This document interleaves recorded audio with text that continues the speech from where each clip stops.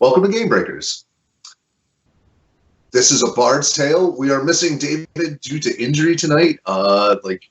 Get well soon. There was a thing, an emergency at the last minute. We'll miss him, especially because his character has needed information, but it'll be a dramatic reveal later. I'm sure I'll figure it out. Meanwhile, who wants to wrap up the last episode? Give a quick update. It's usually the Bard's job. Yeah, but I did it last time. Let's see. Last episode, we spread the word about Boranor, the scourge in the north, an undead Death Knight, and we approached the dragon of the city during the library's district's offering ceremony, and mostly pulled it off. And except for the when you choked. Yeah, a little bit. I don't want to talk about it. And now we're headed to the Voice, the district that is given a ride. Place where the taxis, where the taxi birds don't go. Yep, you were given a ride by a personage. Oh, indeed. Indeed. We were given a ride by a personage. The Master of Secrets, as I recall. That's the secret. I think he gave us the name and I wrote it down, but I haven't opened that piece of document yet. Jubal Abhedron. Mm-hmm. Scribble. Now, I wrote it down. It just, it stuck in my head because Jubal's also the name of the antagonist in Bayonetta, the first one. And now I can't help but imagine him talking like this to us the whole time. Well, if you think of him a lot more like Jubal in Firefly. In what? What? Oh. That's a much more similar Jubal to this guy. Yeah. There she is. Got it. People keep telling me there's going to be consequences for trying to raise an army, but I don't know what they're talking about. We'll see how that plays out. I mean, there's consequences for everything. Like, literally everything you do has consequences. Some of them are so small as to be entirely unnoticeable, and other ones are enormous, and some of them you don't know what they are until they show up, and other ones you can project and just do it anyway. And there's a lot of other iterations, but those are the ones that get late. That's how my day's been. Right, there's a lot of ways it could go from here. So, Jubal Hadron gave you kind of a quick political sketch of the city. What players that you might want to approach immediately, who you need to watch out for, and let you know that there's you're diving face first into a complex web. Is probably the last thing he says to you on the way out the door. Just keep your eyes open. And the automaton hits the winged horses, and they pull his black or invisible carriage away. So the camera sneaks in really and comes on a wide pan through the city. So this is more or less a shanty town. It's still built, like most of the rest of the city, on skeletal bones of the ancient city that was originally here. On one section, the entire part near the wall has been excavated down, and there's housings down, very steep face there, very dense housing. It also, it was just being mined for relics and anything that could be found over the last 1,000 years. That was one of the tactics that various folks had done in this part of the city.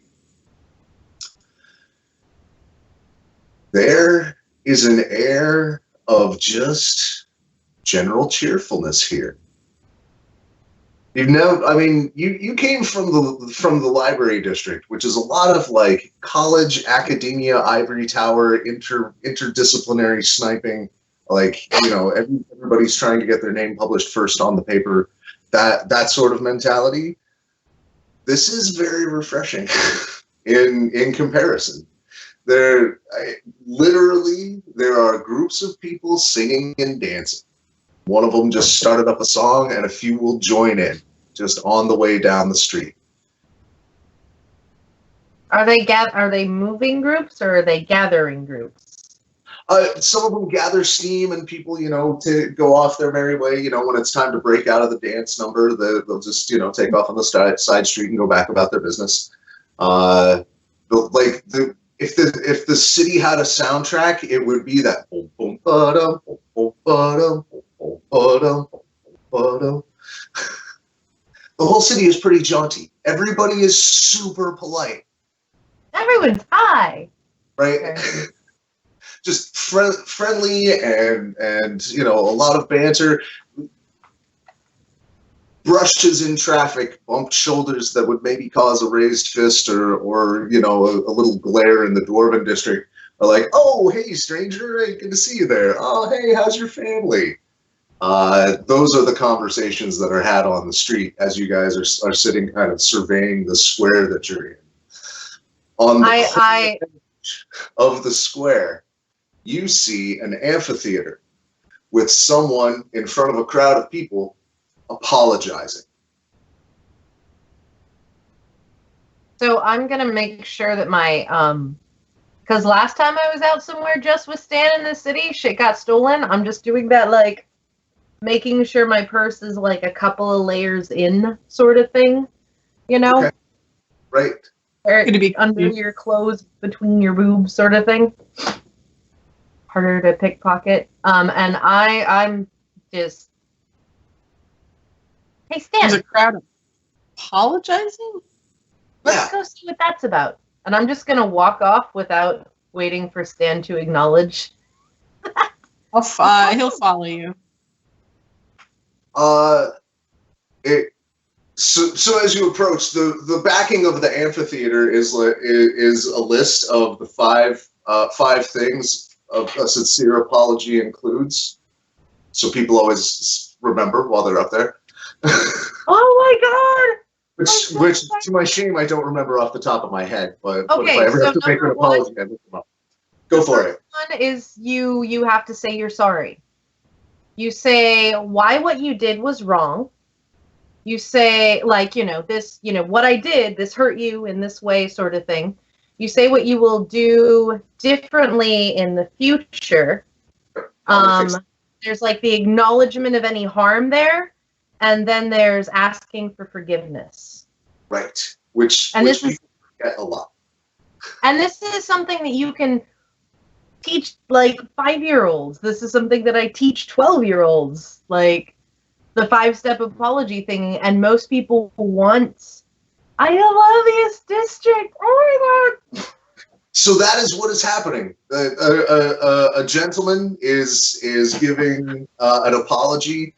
I mean, it's for some minor offense. It's a building code violation. We'll just do that. He built a series of tents on a place that wasn't his without proper authorization. He's worked it out with the guy, and it's all cool.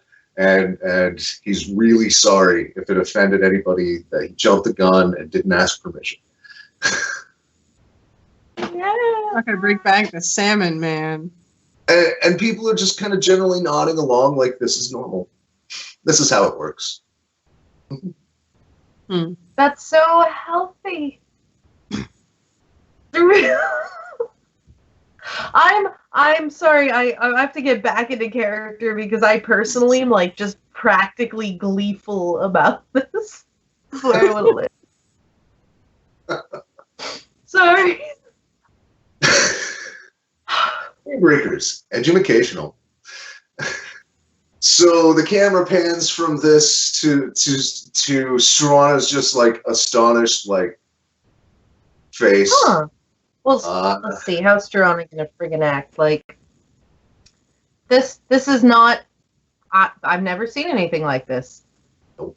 This is completely new. Like, that's an interesting story. What? There's 5 steps to an apology. Stan. Well, I mean, apparently. You never have to apologize for anything, right? And he's puzzled.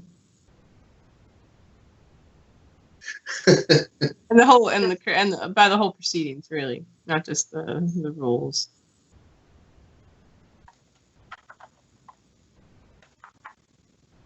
So, as you're surveying the crowd watching this is also clearly the weird district. Yeah.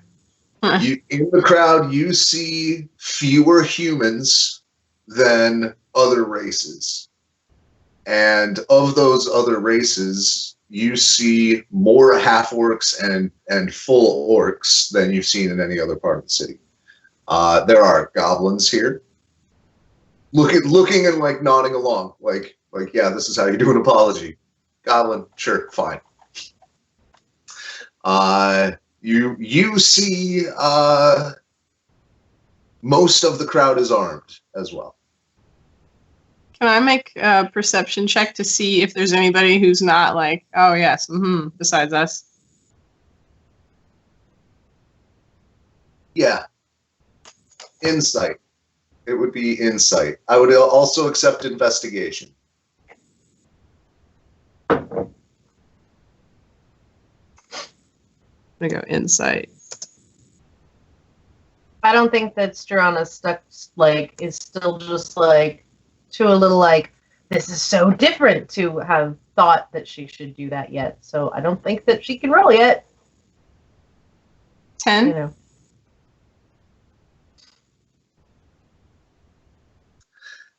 You see towards the back a thin dwarven fellow that is well armed and doesn't seem to be drinking as much of the Kool-Aid. Mm-hmm. But he's clearly appreciating the proceedings, and he doesn't find it out of place. But he's not like as active in the ceremony. He also is more watchful than other people in the crowd. That's another thing that you've noticed as you're looking around the crowd. People in other parts of this city check over their shoulder a lot more than people in this part of the city. People don't seem to be watching their backs as closely. People are less jumpy.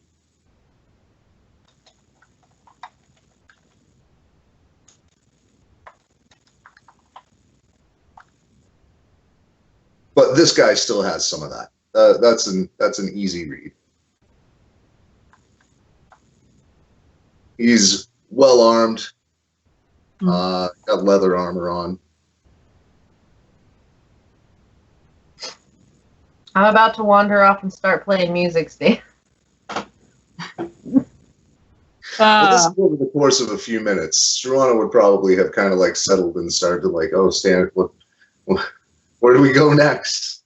But there's a line of people getting ready to apologize, by the way. This will go on all day. Do you think they have to apologize for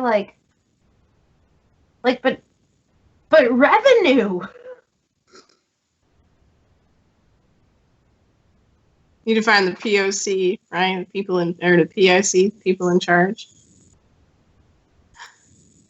Right? The POC are everywhere.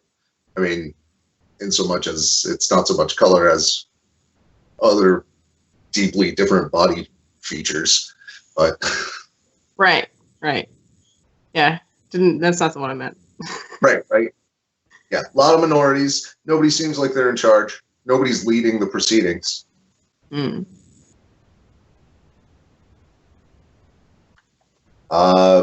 find fewer shops and more stalls as you're looking around, kind of the plaza and the streets going to and from it. There's most of anything indoors is crowded as living space. All of the shopping and commerce and everything goes on outdoors.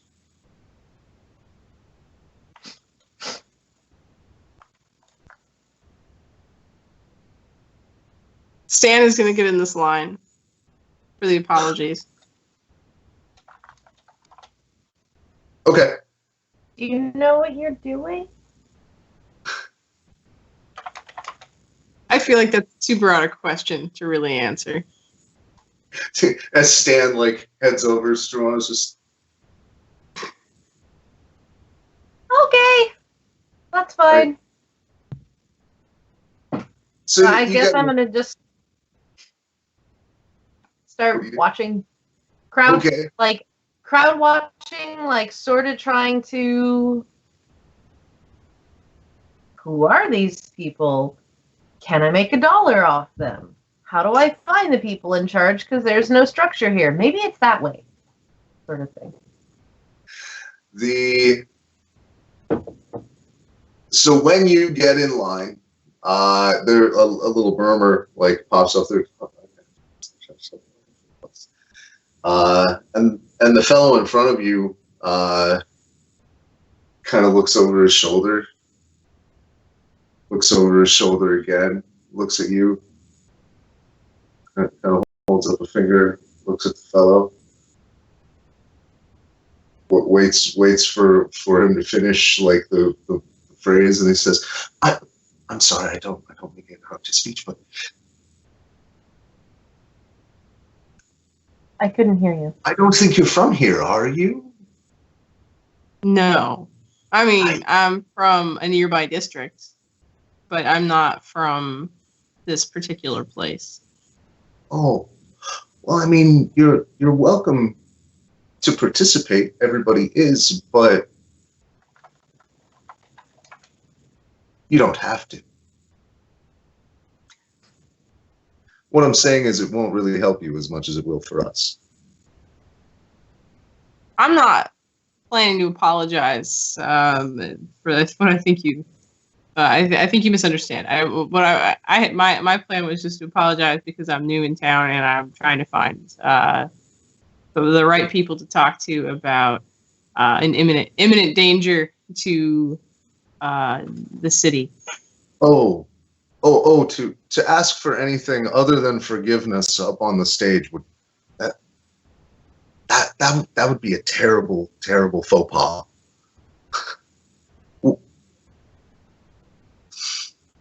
Can I make a charisma roll? Yeah. I'm relying on his charm here. Is where I'm going. There was really no way that was going to work.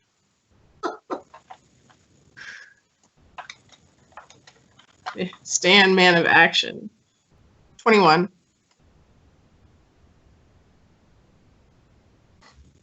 And what are you attempting to accomplish? What's your I'm for this interaction trend. Yeah, it would have been a faux pas, and it's pretty arrogant, but it's I don't know, being charming and coming across as not a dick, just in well intentioned. Oh, okay. Because that's what it's and that's honest. It seemed like a good idea at the time. Right. I generally assume even if Stan does something out of step, he's not an asshole about it. It's a charming asshole. This fellow's like,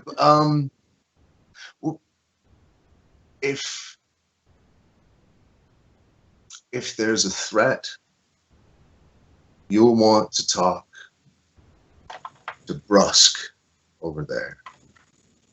And he points at the fellow that you pinged earlier. Okay. But if you're intent on staying in line, you could apologize for us speaking during his apology. He nudges you and then turns back and takes a step forward in line as the line moves forward. Any I can chance do I that. can see the person that they pointed at, or get enough of that to go, oh, I need to talk to that guy? Whoa, that got bouncy. Sorry. Your passive insight would handle like reading their conversation at range. You'd be fine. Will I be able to pick up the guy they're pointing at? Yes. What I mean is yes, and you don't have to roll. Okay. I whatever Stan's doing, it's like, oh hey, there's a task. I'm gonna go to that task and go talk to that guy. Okay. Stan, what do you do as the line shuffles forward? That seems to that seems to be the way of things. So he'll stand in line to apologize for talking during that guy's apology, I guess. Okay. So it'll be about 15 minutes of standing in line while Struana approaches this fellow. I got eyes on you, right? Yeah. He's standing in the back. It's an open field amphitheater. It's easy I'm to see. experiencing culture.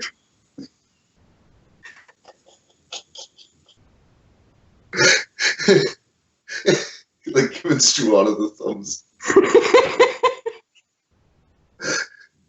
Like Stan's assimilating. I'm like thinking to myself, like, God, I hope these people drink.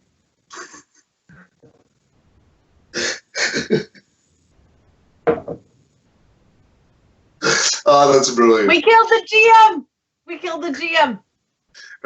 Like, Deep take my in stat. picture.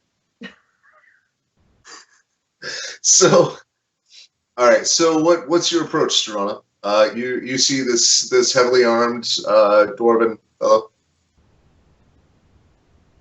Dwarven fellow, not Dwarven hello. That makes more sense. I think that I'm having bandwidth issues of some sort because Dwarven hello is a whole different thing. Not the same. More or less like the walk up, you walk up to someone and you wait for them to acknowledge you before you start speaking. So instead of just blundering into the start speaking, I'm going to wait for him to acknowledge me and then start speaking. Thing. He does rather quickly. Like as soon as you start moving his way, his eyes slide over toward you. Get close enough to, like, hi, my name's Struana, and there's gonna be like some sort of my name's Don't want to interrupt. It's very rude. Let's go back this way. And he leads you away from the amphitheater so you can speak. I'm gonna like thumbs up at Stan. You got this. So it's all. I mean, you're only like 50, 60 feet back, just so the conversation won't interrupt the back row. Okay. Stan, you still have eyes on her the whole time. Wait. Yes. My name's Struana. Let's see. It'll end up being like a quick rundown of like whatever that couple of chunks of family name sort of thing is going to be that says this is the clan that I'm attached to bit. Because so many dwarves know each other's clans and there's a whole like, hey, this person thing. You did say he was a dwarf, right? Yeah. Okay. Hill dwarf, by the way. Yeah, which is what I am. So this clan and this thing, I've been working, and like the short version of I've been working for the library and studying this problem of Boranor, and how do we do that shortly? It'll be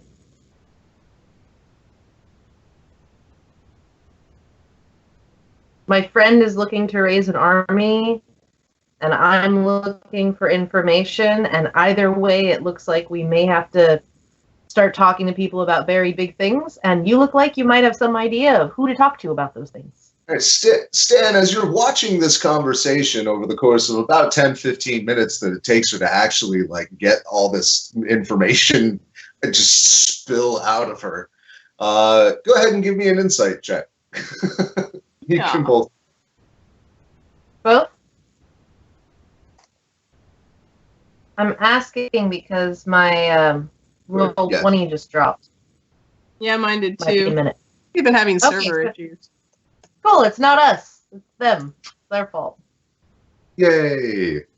I got a guess. I'm 20. trying to keep it as short as possible, but say I'm a hill dwarf. I have an official reason for being here. I got our natural 20, yo. 26 for my insight. Yeah! Wait, I have one. Yeah. So you, especially Stan, see over the course of about 15 minutes, by the time it's your turn to come up and apologize, his face go through like several wild contortions of who is this crazy person? Why are they here? And what am I supposed to do about this shit? Like just facial expressions. You can see all the things go over his face. He's not a deceitful. Doesn't have a lot of guile in him. It's a pretty honest face when he's like, "What?" And you specifically see recognition when she gets to the part about Boranor. I can't roll yet. D20 isn't reopening for me yet. Well, So I don't know what to say about that. Do you have any D20s? We'll use your passive insight for now. My passive perception is 15. I could just go get dice also. That's fine. You get most of that same information. Not like I say, he's not particularly guileful. He has a face like mine. He's not a deceitful person. No, you have charisma. Like, I mean, no, diamond. I don't have a guy. I can't lie. oh, right, not like Struana. Yeah. No, Struana can apparently bullshit Also much better heavily than me. scarred.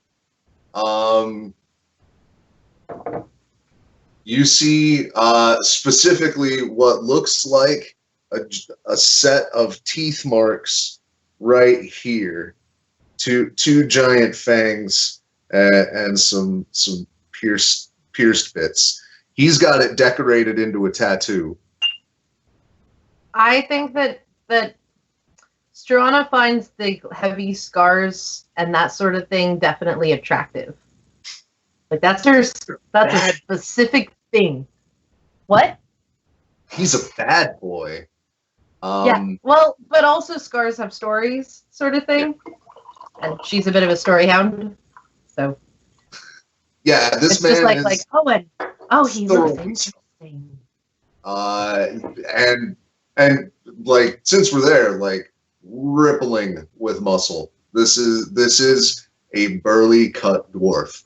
This is like he's not one of those pot-bellied, drinks a lot, high constitution, low strength dwarfs. This guy is lithe and rippling with muscle. Yeah. Seems almost thin because all of his mass is very dense. Long, bushy red beard, like tucked around his belt, and two white stripes through it, or black stripes through it. Okay.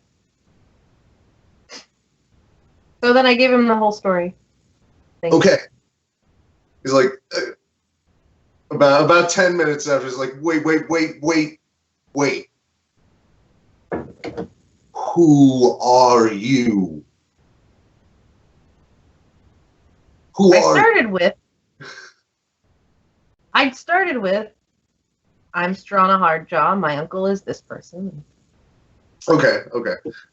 Sorry, I missed that introduction. You were glitching a little bit. So. Oh no, I started with my name and I was trying to make association. And here's the brief part of the adventure that I've been on that's important to know that I'm here officially. And sure, 10 minutes in, he goes, okay, stop.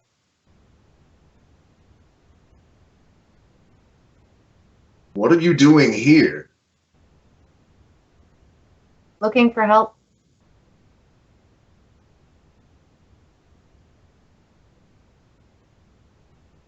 Well, I'm not sure you're in the right place, but I don't know. Might be able to find something. My name is Brusque. Man, do dwarves shake hands? Because that is totally my, like, wanting Like to the arm, do that. the arm clasp. Yeah, okay. That makes Right, sense. and variations on it depending on where you are familially and tribally. Various different, permutations of fist clasp, shoulder bump, fist clasp, one tap. Yeah. It's all variations of a low hug. Do you have a second name, Russ? Tannermere. I don't use it very much. Does that mean anything to me? Tannermere used to be the ruling house of this district. Oh, right. Yes, that does mean something to me then. Okay. No wonder you look so discombobulated. He is discombobulated. So, I mean, you clearly know who Boranor is. I kind of expect everyone here does. Getting that sense. I'm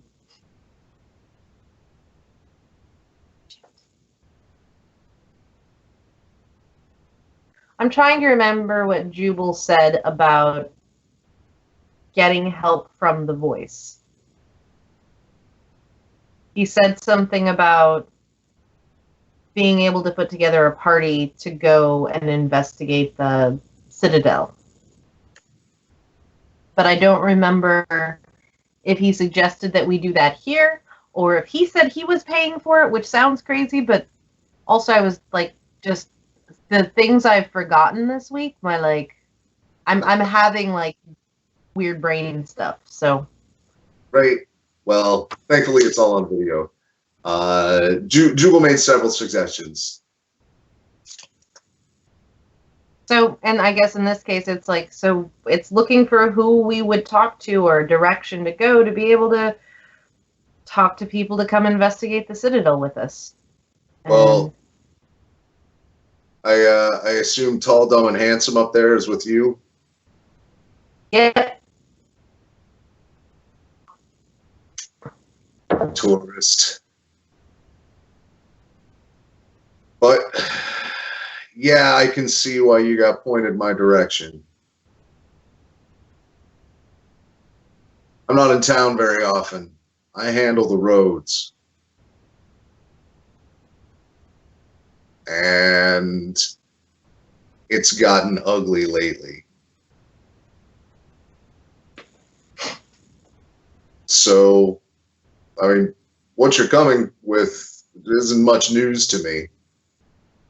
Ugly like dire rabbit ugly? Like undead ninja ugly? Or like bandit ugly?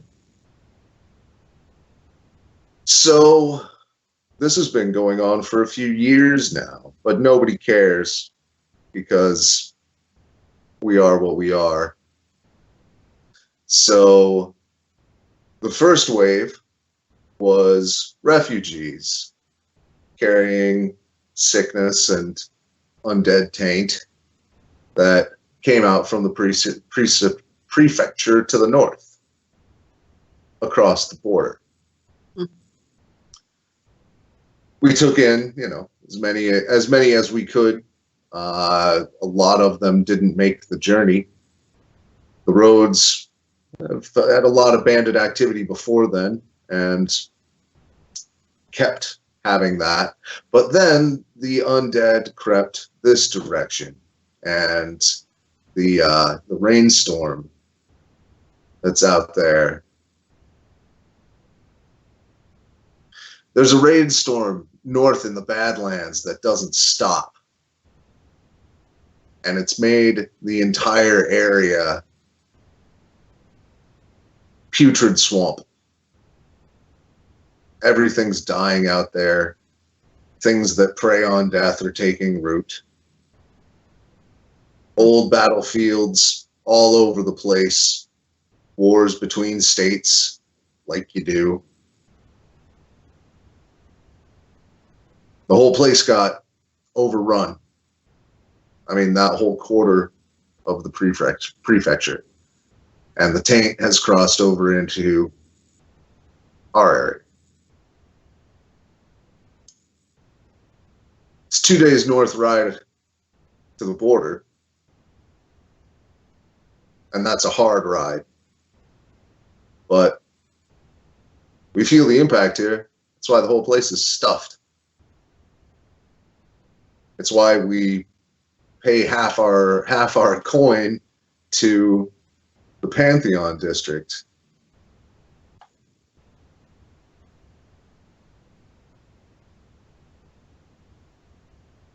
Roll20 still hasn't loaded for me. I have no idea where the Pantheon district is in relation to this.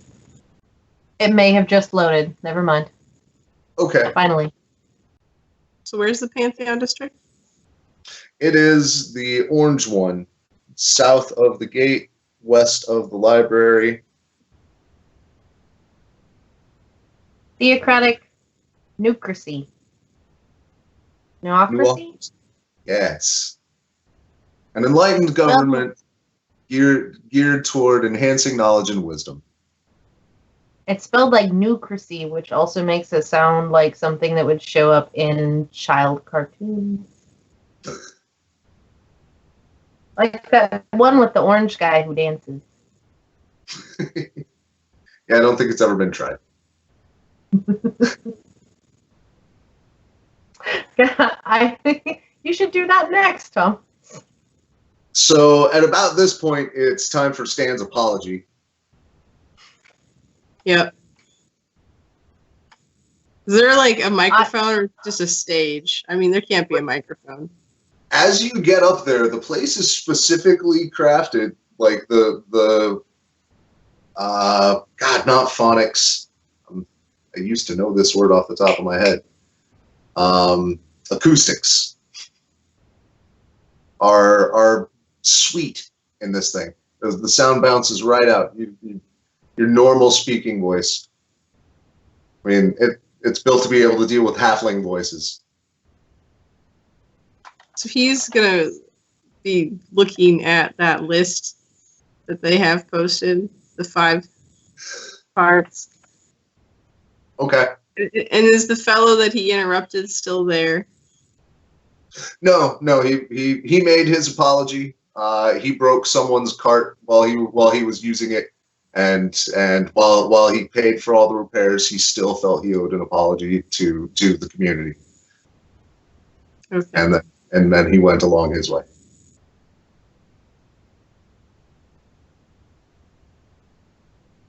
Hi, my name is Stan. I'm a paladin, Temple Morden.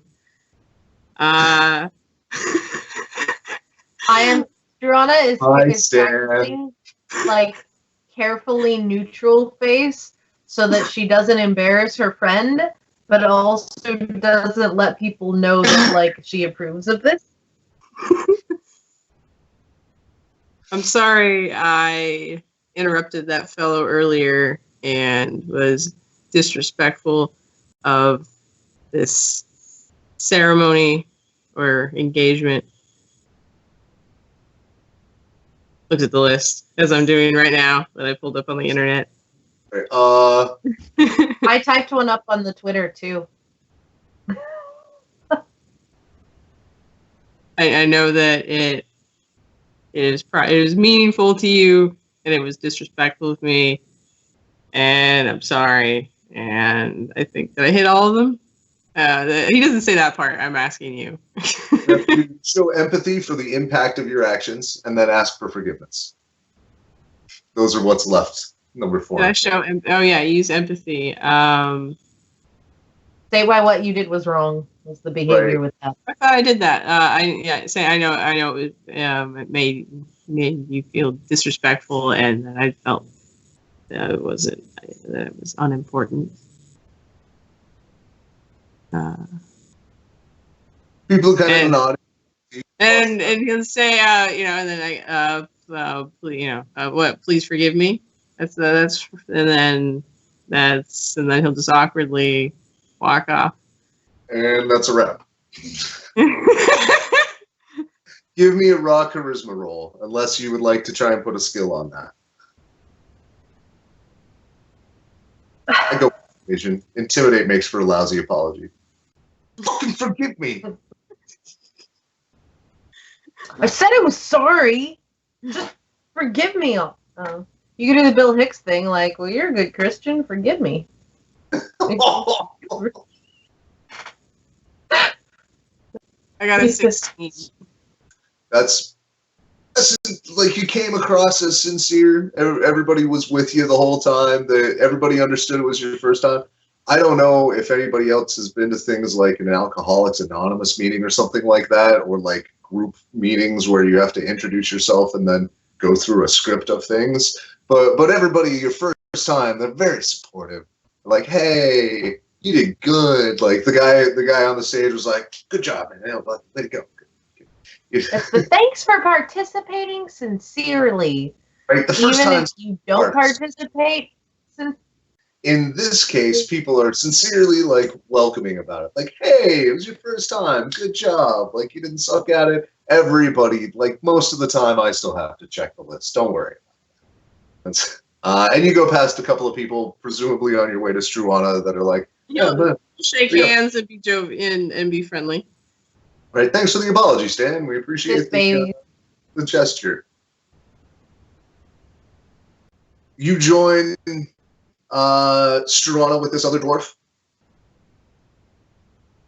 Yes. Okay. He kind of gives you the nod, like fighter to fighter, like, hey, that was weird. I'm gonna do the polite intro, like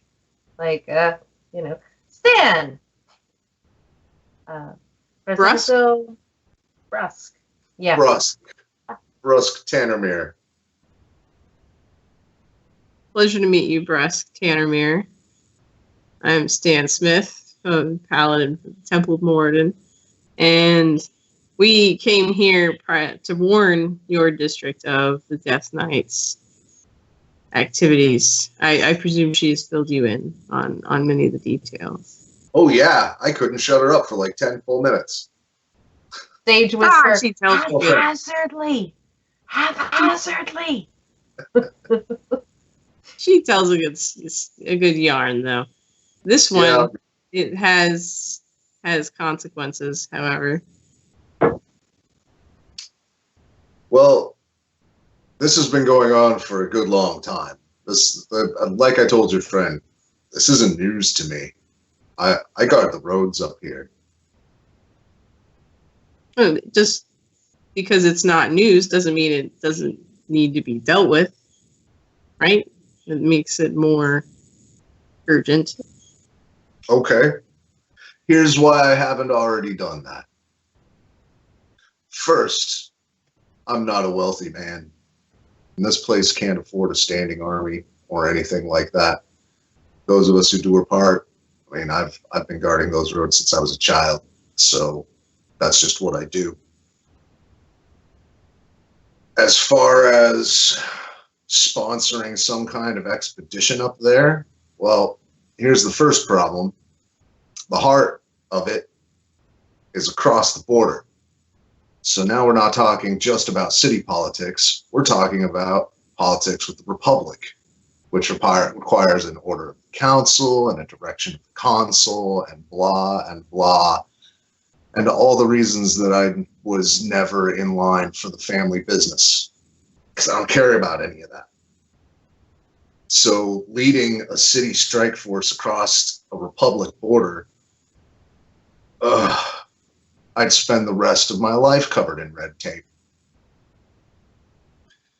As far as the rest, our resources are stretched just keeping the road from killing everybody that's trying to get down it.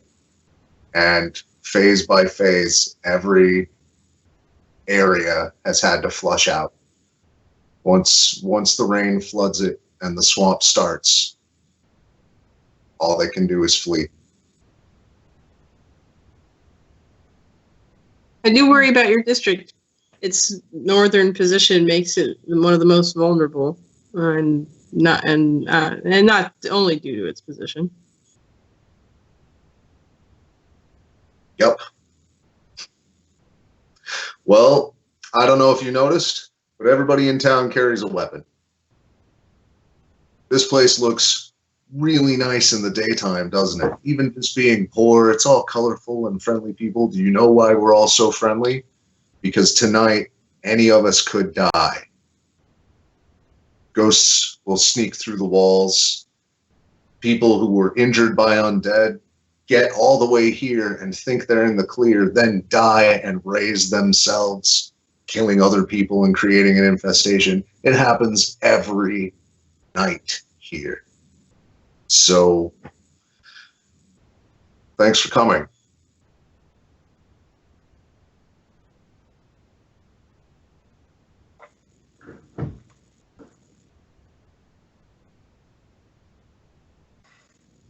It seems that the district with the most to lose would also be the most to gain if we can actually stop something, Stan.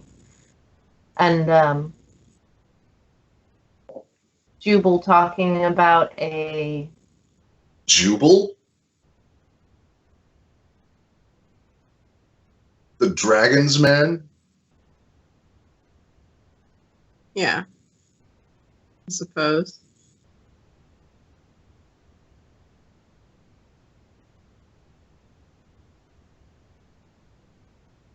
Let's go have a meal. You're clearly more serious about this than I thought. Lead the way. Are you well rested and ready for a fight?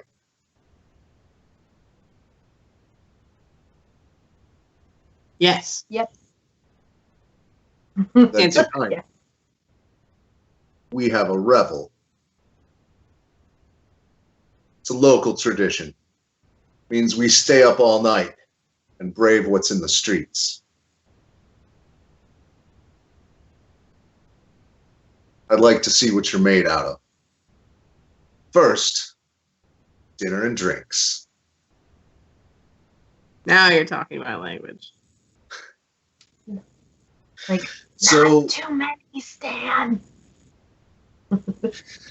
he takes you away from the plaza and leads you through a series of side streets to somebody's kitchen window that is like 3 or 4 old ladies all working on food, and there's seats out the side and like, hey, hello, like let's exchange some words, coins exchanged, food is laid out.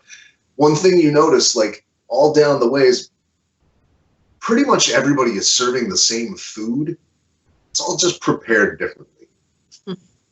They're all starting with the same base substances. It's bought large scale, and from there, it's just about individual craft that makes people want to shop there. It's artisanal. This handcrafted, that homemade heritage, grandma's recipe. Every sign is unique, which makes the aesthetic of the city just constantly, like, none of it gels. If you've been to a city where like the city ordinances are such that like all the buildings have certain fonts that they can use on their signs, none of that here. All over the map. It's a little like food trucks. Yep. And once you're off the plazas, it's literally like single file line, and if somebody's coming the other way, it's a little dance to get by them. But half the time people are singing along with somebody else, so there's like a do-si-do or a little like and once again, literally, people will start humming a tune, and a few people will join in as they go through. And sometimes people singing that song will keep singing the song, and you see that, like, going down the street, it starts a whole other musical number from the one that started. I'm definitely going to try and... I don't know what I need to roll to engage with this, but I'm definitely interested in engaging with the lively, ongoing music thing. So you can make a performance check. Your passive performance is enough just to get through it. Like, you're a good enough performer that just picking up an ad lib of a tune is not that hard. Yeah, but it doesn't hurt to like make sure that I am doing it effectively and with the right nations and blah blah blah. Okay, I have to get off the visitor's guide. There we go. I'm glad you found those useful. That's a good feature for Roll20. It is 16. Okay, that's enough to like, you added something to the mix. You the flow, like you created a little step, and it went through, and Brusk kind of like and looks at Stan. That's her thing, isn't it? I'm not sure how I couldn't tell at a time.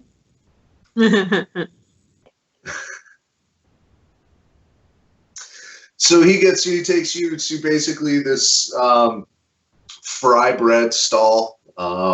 Just very, very simple bread, but it's deliciously seasoned. This guy knows the good spots. It sits you down. So, tell me more about yourselves.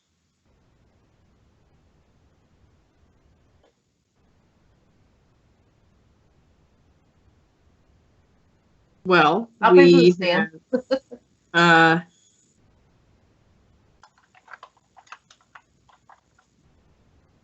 Struana when transporting a magical item to the Temple of Moradin, and we started uncovering these clues and things pointing that were troubling, and that's what led us to find the connection to Boranor, the undead ninja we killed out in the swamp that was engaging with pirates. They're sneaky.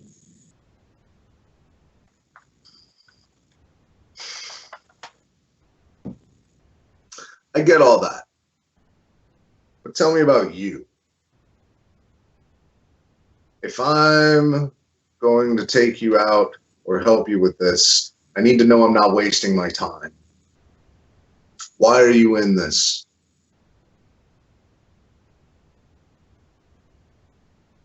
Why am I in this, talking to people about Boranor and things? I understand a paladin needs a quest. I'm curious as to why this. Well, the Elder Council of the Dwarven District was going to do nothing. They wanted to wait, and it seemed like best case scenario for them was just to hide in the mountains, but that's no way to...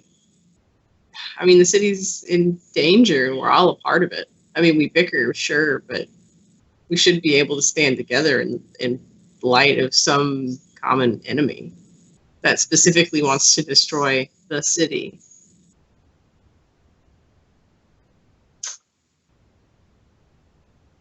Yeah, you'd think so. unless it plays into somebody's pocket, and then who knows. So we're going to take a quick break, and once we're back, we'll start right there. If there's any more conversation you want to have with him, we'll go through that. Otherwise, I think we'll have a revel. Thanks for watching. If you like what you see so far, hit the like button. If you want to see more of it, hit subscribe. And if you think we should do better, go over to our Patreon and give us a couple of bucks for music or graphics or extra time to do edits and things, or time to do a whole other more series and the whole thing. Thanks for everything. We'll see you in a minute. And welcome back.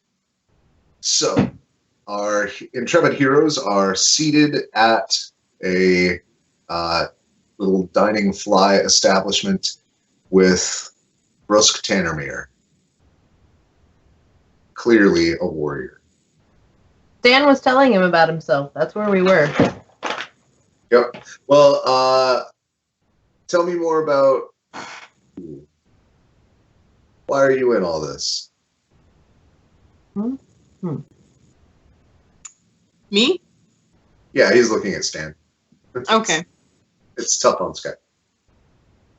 Yeah. I'm in this because it seems like it's the right thing to do. I'm a paladin, and for the Temple of Moradin, and my task for Moradin was complete, but this remains unresolved. So that's what drives me. I have some history of other adventures that are still sometimes told in the Dwarven district. So a good quest is a good quest, but it's not. This is not questing for questing's sake. What about you, Hardjaw? Well, I don't know if you're gonna like the answer as much as you probably like Stan's, because it's about the story. It's about where does this yarn lead, and how did we do the best we can upon it. There's some like there's a little bit of wanting to prove myself, which I've been doing well and effectively for quite a while now. No shame in that. But I sincerely respect that Stan does it. It's that it's not right to him, but these also aren't my people. This isn't my town. This isn't my city. I'm a foreigner here, but I want to help, and it's a good story. Welcome back again. Technological problem fixed. Moving forward. Well, I can appreciate needing to prove yourself, and bards aren't useless no matter what your motivation is. So that gives me a start. Sounds like you're competent, so I'm not worried that I'm taking you out to your slaughter. We did end up fighting one of the Death Knights. We successfully defeated him. No, not Death Knight is not the word I want. Fuck. Undead pirate. It was a white, wasn't it? Sorry. No. The Lost Brothers. It was a white. That was it. I was getting there. In my notes. I wrote that down. One of the Lost Brothers. I don't know what that is. He doesn't know what that is? Okay. When do those undead get here, by the way? Oh, I mean, could be any minute. Very few of them are active during the day, so tends to be at night when things get interesting. It's about your second drink, by the way, as the day is starting to wane, that you see the dragon take off from the library district, hauling everything in that cloth he laid down, and I'm gonna use my spyglass. The city. I totally am gonna use my spyglass to watch him. The whole point in having one of these. Man. That's a lot of gold. You all live here. You get to see this a lot more often than me. Whoa. Still an impressive sight. I try not to take the dragon for granted. That's when trouble starts. Usually taking your blessings for granted is when trouble starts. There was a whole dark period of the city's history, which I'm sure you guys are delving into if Boranor is what you're into. That included the dragon going to sleep. The history's part of the problem that we're running into is that the history just doesn't have the information that we need to be able to move forward. So what information what's going on today? What's going on now? Which you shared some of that with us that I didn't know. I mean, maybe Stan knew. I don't know. I don't read your mind either.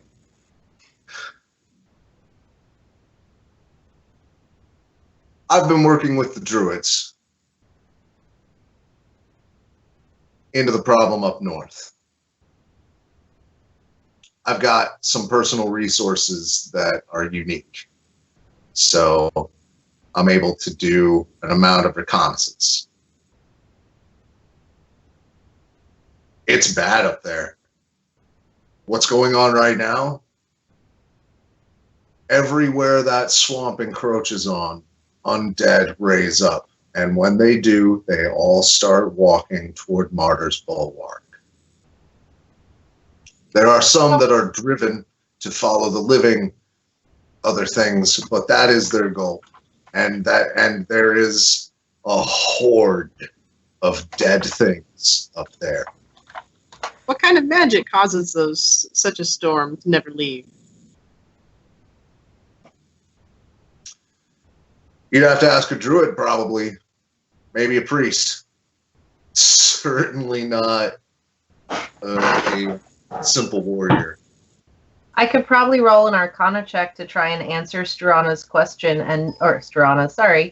answer Stan's question and have Struana show off at the same time.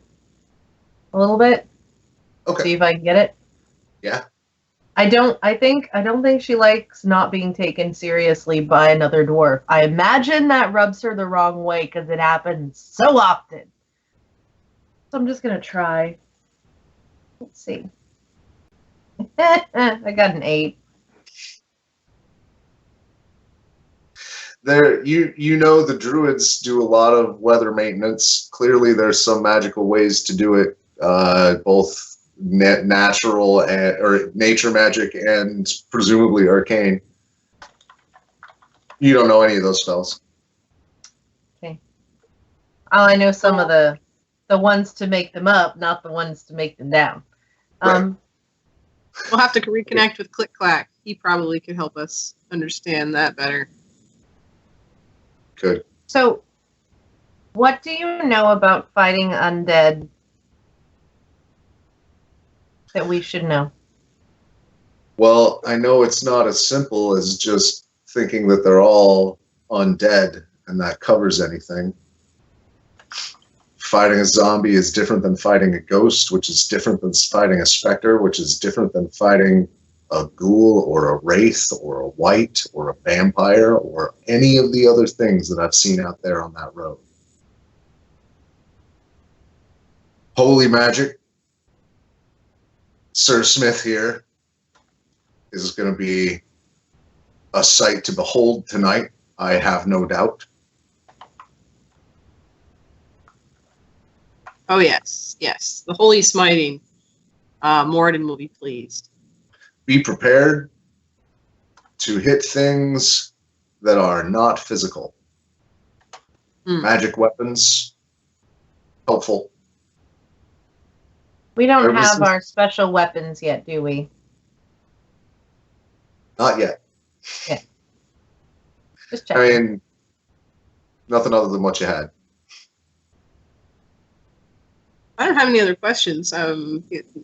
Stan's gonna drink and be merry until it's go time. Struana's gonna practice fingering. All right. Do you guys have any other information you wanted to get from him? He's drinking until there's trouble.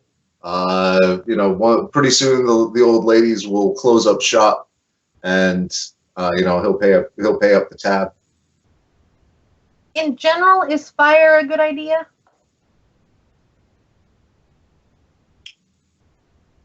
The problem with using fire here doesn't have anything to do with what you're aiming it at. It's what's behind and to the side and above it. So watch your aim. What benefit? I don't have enough data to formulate that question effectively yet. Okay. Anything else you guys want to know? City, area, landmarks, what have you. Night is falling. Yeah. Tell us about what you do here, sort of thing. Like, you talk now. Tell us Who are about you? you. Oh, yeah, your story. Yeah. So He was basically the seventh son of a seventh son of the Tanamir family. He was nowhere in line for inheritance and had no interest in politics and the family holdings or anything like that. He was just a boy when everything started to tank.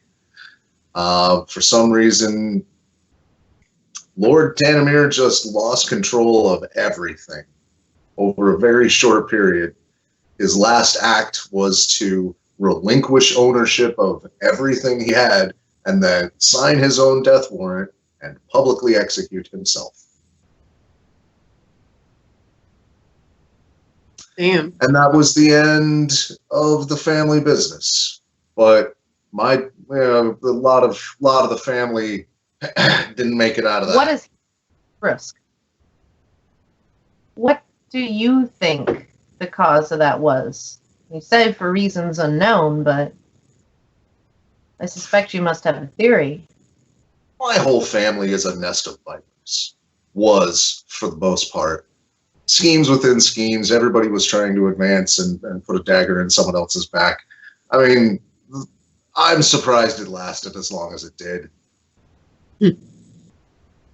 I mean, the things that came out after everything came to light. It's why I don't use my name much. There's a lot of shame to it, and it's deserved. Right, and you suspect that most of the other districts essentially have groups like your family was.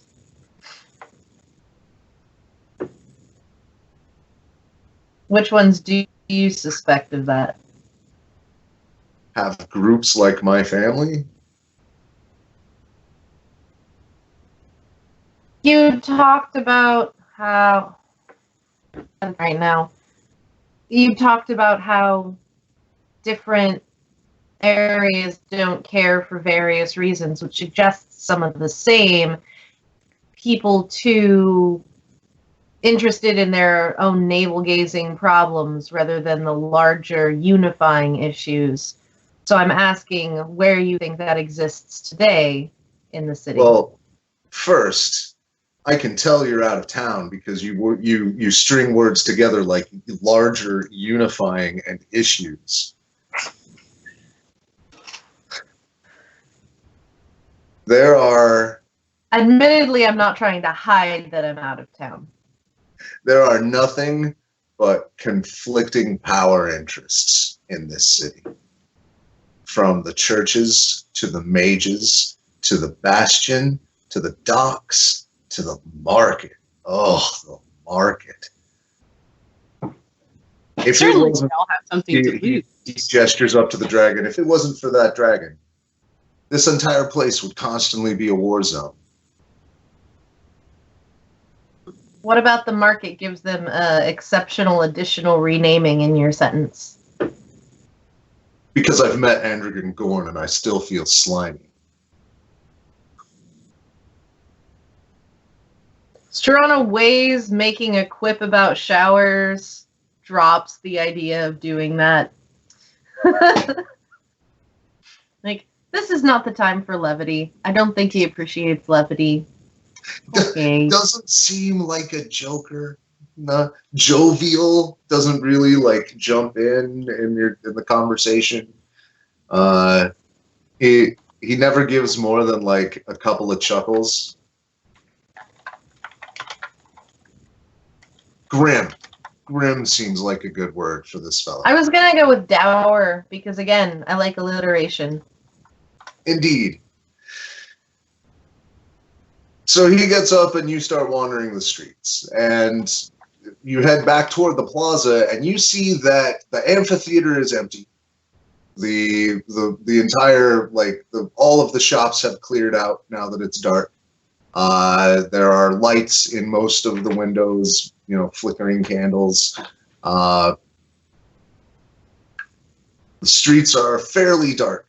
There's, trash barrel fires that light corners of large areas, but that's about it. There are bands of other people Most of them drunk and hooting. You hear down the way somebody yelling for bring on the undead. Soon as we find them, we're gonna drunkenly challenging the universe to put a zombie in front of them. What do they do with the children? Well, they're inside. Well, I mean, they're inside. Do they watch through windows? Do they get presents the next day?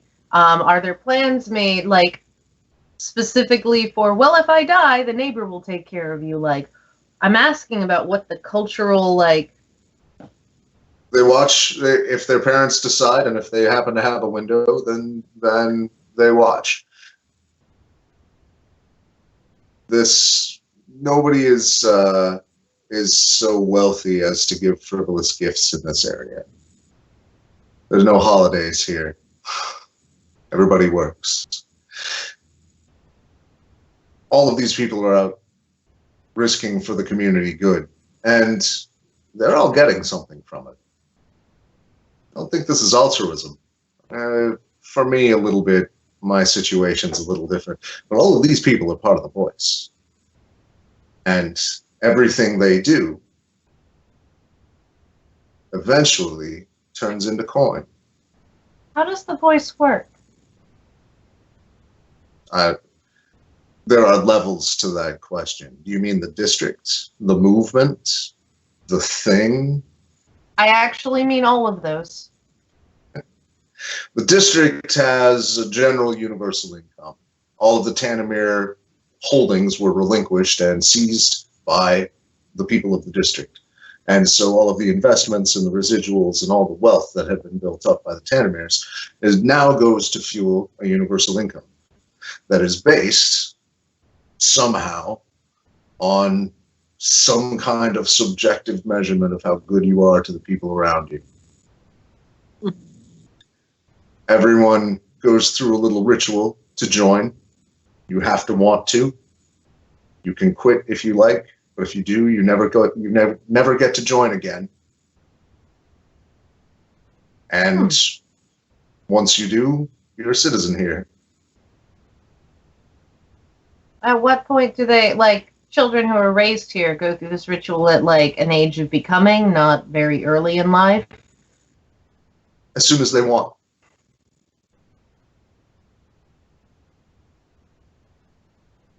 That seems unfair because, a 5-year-old saying, I'm gonna, like, Struana will say these in dwarf years. I just don't know what those equivalents are, so I'm gonna say them in human years. A 5-year-old says they want to join, and then a 15-year-old says they don't want to join, and then can't for the rest of their life. Seems a little unnecessarily harsh. If someone's too young to really understand what they're doing, it will fail. And they can attempt again. There's no shame in it. But the entire culture is less than a decade old, so it's not like there's traditions. I've never heard of a culture without any celebrations. Haven't you seen the streets here? There's a reason I hang out on the road. I like the quiet. This is every day in the voice. They sing all the time. Drum circles constantly erupt out of nowhere. He's the angry guy in a Disney movie. Do you see all these happy people? They just don't understand.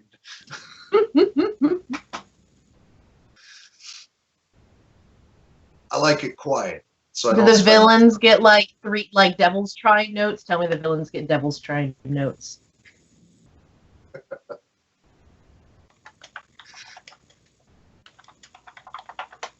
I'll post a link to that on Twitter.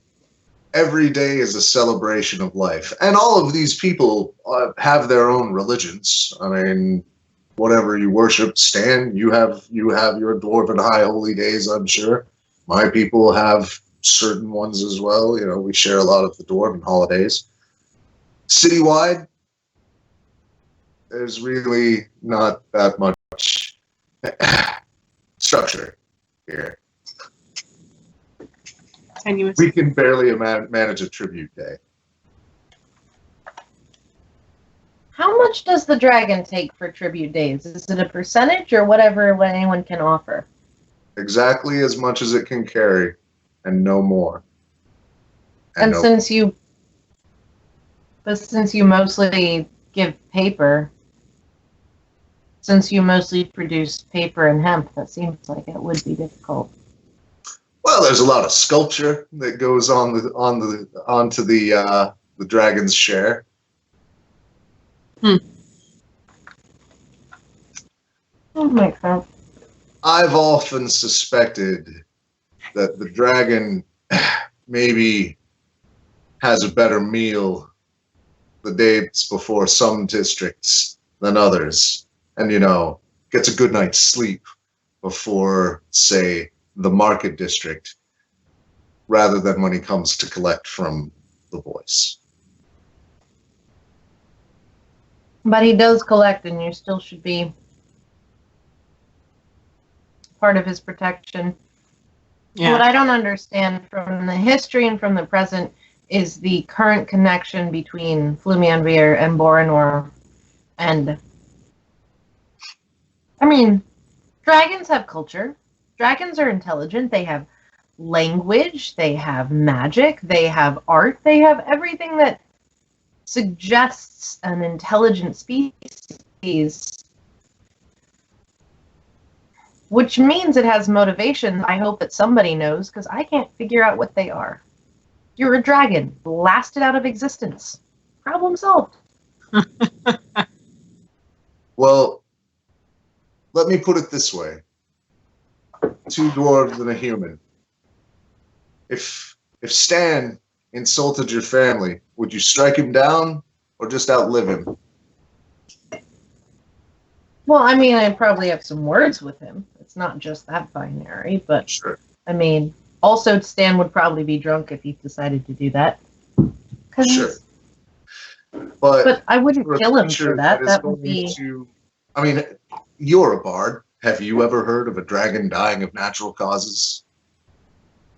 Have I ever heard of a dragon dying of natural causes? Because it just... Come on, really? Not once? Nope. Comedies and farces. There's fantasies, but no factual accounts. Not that I know of, no. But he's undead. How do you outlive undead? There's a logic here that I'm not following. I know it exists, and I want to find it. That's the point of this statement. I think trying to understand the way dragons think is probably an exercise in madness. Nobody ever said bards were sane. Nope, not a single one. He pulls out his hip flask and hands it over to you, and then as he does, he stops and goes,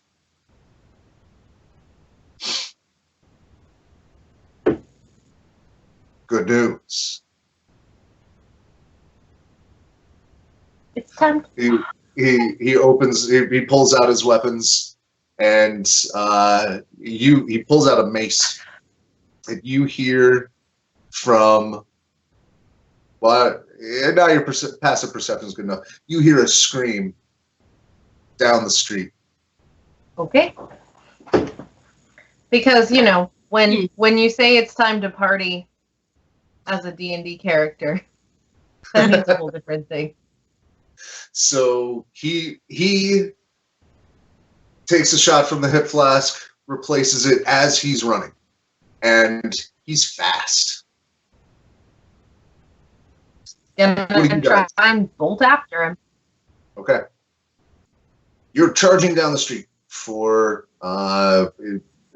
what's your marching order?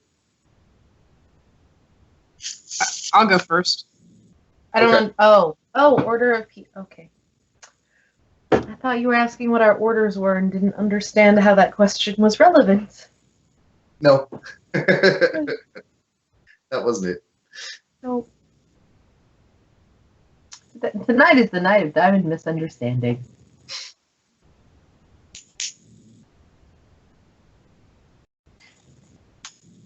You see coming out of a wall about 100 feet ahead of you is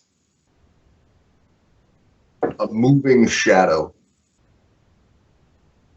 The area is pretty poorly lit, so you see some flickers of it, but you don't really get a good eye on it. I'm gonna start inspiring Stan, but I think I need to roll anything to add some of that for you. All right. But, and from inside the building that you see kind of that flicker on the wall, that's where you hear the screaming and the shouting. Inside the wall? Yeah, inside that complex. Is there a door inside that's obvious? There's one nearby. I will go to open it. Okay. Let's all roll initiative real quick. Nice. worst time to get a natural 20 is when you are the squishy class, but still. It just means you get to choose when you go. Yep. It's probably going to be after Stan hits things. Wise. Stan, that 16 was you? Yep. Struana, this is what you see. There's that long, kind of very narrow, lots of awnings and things hanging up above you, several stories up, narrow street, flickering shadow, 100 feet ahead. What do you do? Wait till Stan hits something. Or Brusk hits something. All right. I have no idea what to do yet, and I need to. I already stated I was on the way, being like, Stan, you got this. You're awesome. Things are amazing while we're running. Can I do a inspiration die on running? Well, no. I mean, the Stan chooses when to roll it, but No, but I mean, I can just give it to him as we're on the way to the fight. First bonus action of your turn. That's fine. It's a bonus action for that, right? Okay. Bardic Inspiration. Can I use the bonus action if I haven't used the turn yet? Yes. Or what? Yes. It's your action that you're actually holding. Yes. Okay. So Struana stops, waits. Stan.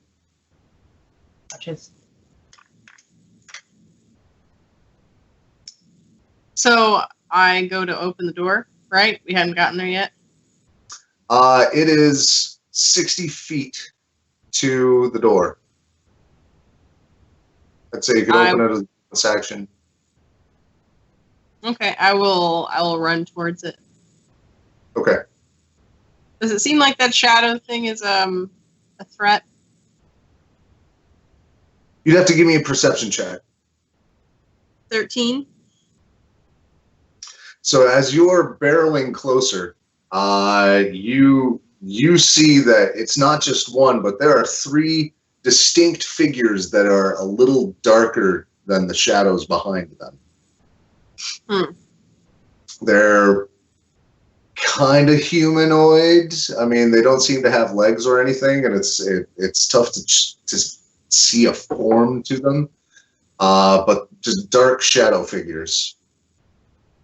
And they do seem to see you coming. What's the check to know what they are? Is that going to be Arcana? Or? I'd give Religion, I believe, is the undead. Okay. Stan might do better than me. And these guys haven't attacked us. Are they? Are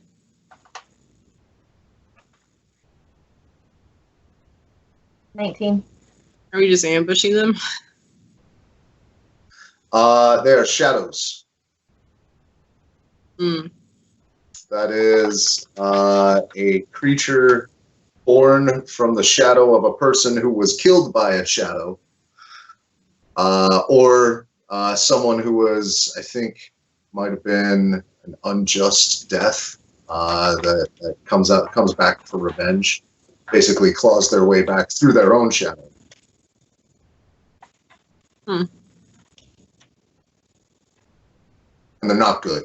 From the death of one who was killed by a shadow. Yeah, you know from that We roll. hit- If one of Hey, these things guess shoots what? you- Allison, we're in the Shadow Temple.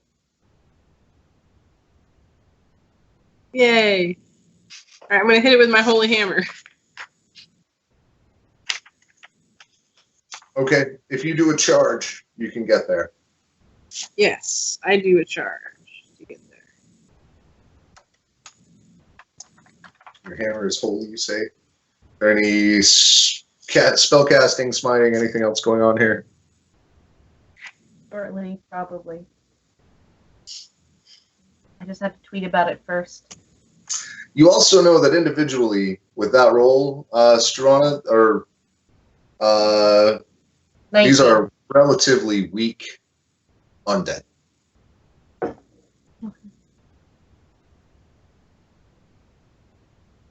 But they do eat your strength. They do eat my what? Strength. You guys all good. You guys got good rolls on that. Was that your attack, Stan? Yeah, 23. Okay. That is a hit. A palpable hit. Let me double check one thing. And your hammer is holy, you said. It's a +1. It's so Okay. It's magic. Right, but it's got your holy symbol on it. Yeah, All right. when I activate the thing that I'm about to activate, it will. Okay. Roll your damage. Or there's a thing you were activating. You nail it right center mass. Awesome.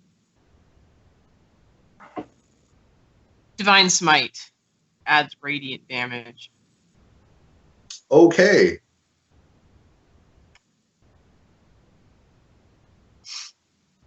Starting the night off strong. I'm waiting to see if it squishes or something. So 1d10 plus 6, that's for the regular weapon damage. 15, and then 2d8. 15. So 30 total. Ugh. You destroy the thing. Like your hammer is all the way through it by the time it starts blazing, and just a trail of radiant light goes back through it, just vaporizes it. Yeah. Right? You see its arms go up to block it, your hammer goes straight through them. Do you have another attack? Anything else you want to do? Are there other? How many are there? There are 3. Two left. Two left. I'm gonna hit the other one. Okay.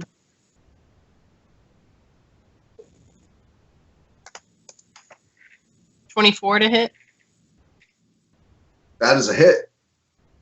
15 damage. And did you count your weapon? +1? No. Okay. And none of that is radiant? No. Okay. So you go through that one, and it's not as spectacular a dissolution, but again, you hit it and you feel resistance as basically tear your hammer through the shadow, and it effervesces away. You see oily wisps of shadow fleeing out, a screech as they die. All right. Anything else, Stan? That was your moves, action, bonus action. All right. Struana, that has happened. You were holding? Yep. So I gotta say, since I'm currently like watching my way through Babylon 5, shadows mean an entirely different thing, and my brain is having an interesting time parsing this. How far away are they from me currently? About 60 feet. 65. You were behind Stan. Well, shoot. The thing I want to do requires being close. So, it's that fireballs are probably a bad idea. And I'm just, like, repeating this to myself, that fireballs are probably a bad idea. You would light up 2 sides of a city street. Mm-hmm. But everything else is either... It's going to be trying to get closer because the biggest damage ones are just... Oh, wait, maybe that one. A really hard time with it. Also, spelling whip.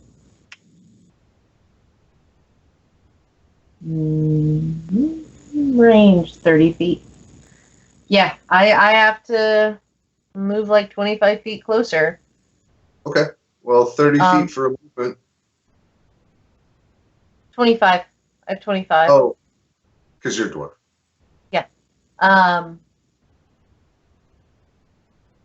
I can't do that and then action. I can only move, right? Incorrect. You can move and take an action.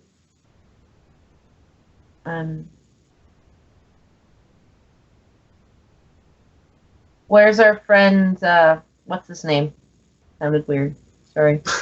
Bruce? Where's, yeah. He is basically like just ahead of you. He's running that direction as well.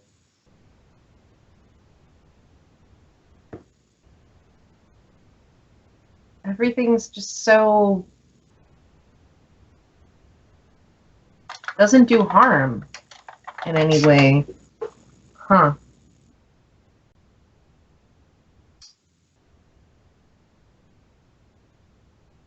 Possess some people, right? I think it's got some bad stuff going on. I mean, most of the damage is thunder-based, but that requires being closer. Or like something like True Strike, but that requires me then shooting them with an arrow, which is just not going to do as much good. And any buffs? Only if I get close enough to touch Stan. I already gave him a... Well, you could spend... you could take 2 moves, spend your action also moving, and get closer into range. I think that's the what I'm gonna need to do is get like right behind Stan, like in a 10-foot range of him. Okay.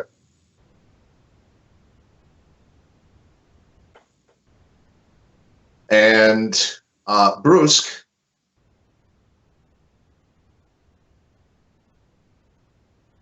yells out as his free action, "Pace yourself, big fella. These are little fish. We've got all night."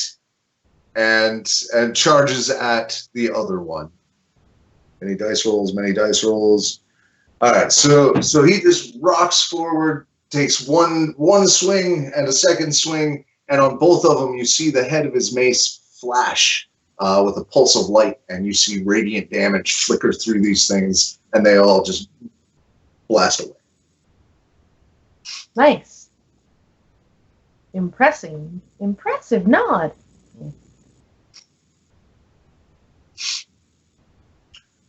He points toward the door that Stan was headed toward. He says, "See if there's still trouble inside." And the shadows don't get a turn because you beat the bejesus out of them. We're out of combat time. What do you do? Bruce went inside. He did. So following No, him. he was done with his movement. He pointed at the door that Stan was headed toward. And told us to go inside? Yeah, said see if there's anybody we need to help. Struana, you're up. We're back to the top. Sort of like push Stan towards the door. Like not rudely, but like, let's go this way. Just make sure you're out of his way in the tight quarters. Also, meat shield. So basically holding again, waiting for Stan to do his thing. Mm-hmm. Okay. Stan, what do you do? There's one left? Nope, he got the last one. Oh, right. Well, are there more? I'm ready. Not that you see. He did point toward the door. You still hear screaming from the other side of the wall. Right, the screaming. That hasn't stopped. I'll go to open the door. Okay. Bonus action to open the door. Inside, you see there's a lot of people packed in here, and a lot of them are kind of like trying not to crowd around. When you come through, a way kind of opens up. You see someone is dead on the floor, like twisted and pale, and there's a woman crying over him.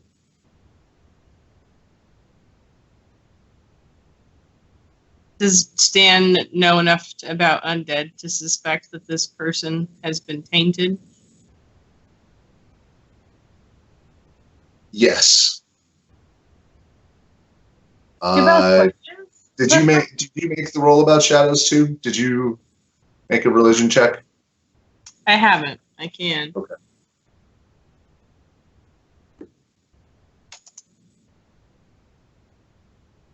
Eight.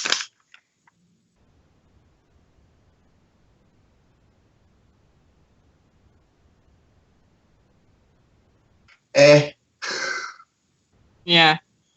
With my night.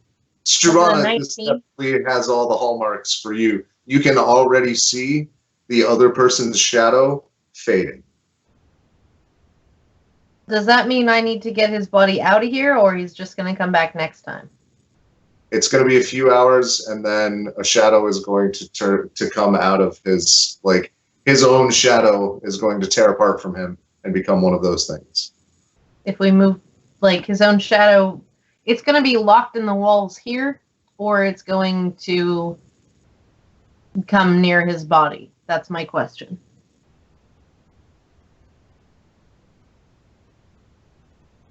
Do I need to tell the people to get out, or get the body out? It's his actual shadow. The shadow that is cast from his physical being is what turns into the thing. So if I move the body, he'll, it won't show up here with all these people, or I need to get the people to move? Maybe. I mean, I don't know. What do you do? I'm not gonna call it. No, I mean, I don't understand. If I move the body's still going to cast a shadow, even though it's fading. So whenever it reappears in a couple of hours, it'll reappear wherever that shadow last faded out, or where it started fading? No, it is attached like a shadow to the body. Okay. And then the shadow comes alive. Wherever it is at the time. Okay. So it's trying to very kindly go speak to the person who's wailing and saying we have to move him for everyone's safety. She kind of nods. How long's it been since he died? He says, brusque to the woman. She's like, just moments. Just breathe this last breath. Sympathetic face. I'm sorry for your loss. Either of you two do anything about that? About it being just moments? Recent death? I don't know. Got holy man over here. Bards, I hear, are pretty good healers. Anything you can do to fix that? I could try and restore some hit points. Or I could lay on hands and. Now hold on, let me see how this works. I haven't actually gotten to use it yet. Ooh. Yeah, I can't spell it either. Give me a second. No, I can spell it. I just fat fingered it. Casting time is 1 action. Range is touch. Duration is interest. As long as you're interested. Like that. It lasts.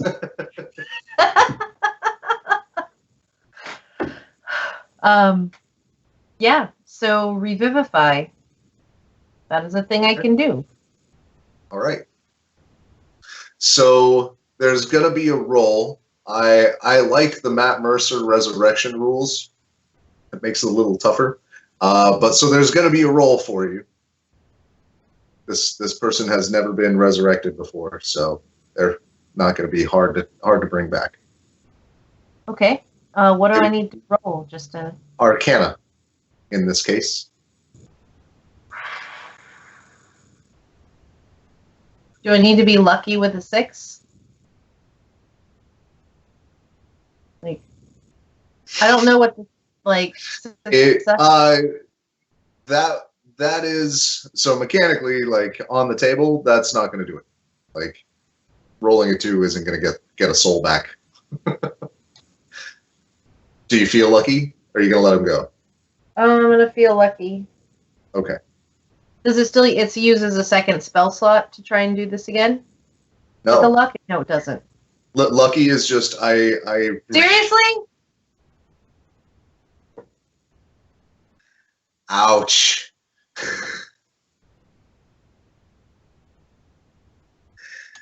So for those of you watching at home, she rolled a 2 and then lucked into a 1. What? The shadow springs immediately to life. Oh. You have drawn the soul back the other way. And wasted a spell slot doing and it. gets a surprise attack on you. This is what happens when Diamond is trying to show off too. It just doesn't. It doesn't work at all. What's your AC? 14? Is that right? Yep, 14. Okay. So you are going to take 7 necrotic damage and 3 strength damage. You feel some of the life force sap out of you. So you put your hand on him and you sing the song and you try to reach out beyond the veil towards where souls go and get his attention. I was like, hey, wait. And it turns around and comes back mad and jumps up through the shadow straight at you. What does 3 strength damage? How does that work? It just reduces your strength by 3. Your strength score. Let's all roll initiative. 17. For a modifier, that's what I need. Function. All right, Struana, what you got? Also 17. Well, aren't you just consistency? Which one of you has the higher dex mod? That's got You have a 2? Dex mod, yeah. Oh, mod. I'm sorry. I also have a 2. All right, which of you wants to go first? I'll go first. Okay. So you guys are all within 10 feet of this. You see the shadow jump out and grab Struana's face. I wouldn't mind lighting it on fire, but it's really hard to do in a tiny little room, isn't it? Yeah, with civilians standing around the walls. Yeah. What about poison spray? I'm gonna poison. Like, I know you want to go first, but like, it's on my face. Okay, go for it. Poison spray it. They must succeed a Constitution saving throw or take damage. Poison damage? Yes. Seems not to care. Okay. You've discovered an immunity. Yep. Yay! Stan, what do you do? Oh, you still have movement. You're not grappled or anything. It was an attack. So I'm gonna windmill back. Like, okay. I can just fall like windmill back a little bit without getting an attack of opportunity. Is that right? Currently, yes, because it's technically prone and you're not. It's coming out of the ground. Okay, so there's like a sort of backwards. I'll say it like, doesn't I currently fucked that up. threaten. Better now than later, I guess.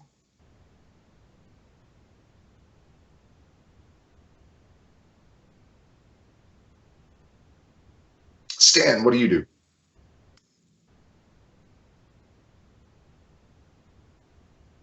So the shadow is within 10 feet of me. Yes. I'm going to swing at it with my hammer. Okay. 28. That's a hit. Damn, Stan. And 15 damage. Is that with your weapon +1?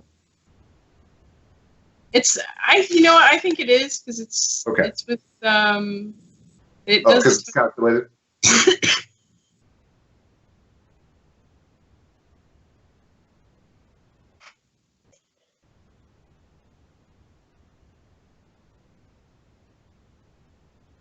Yep.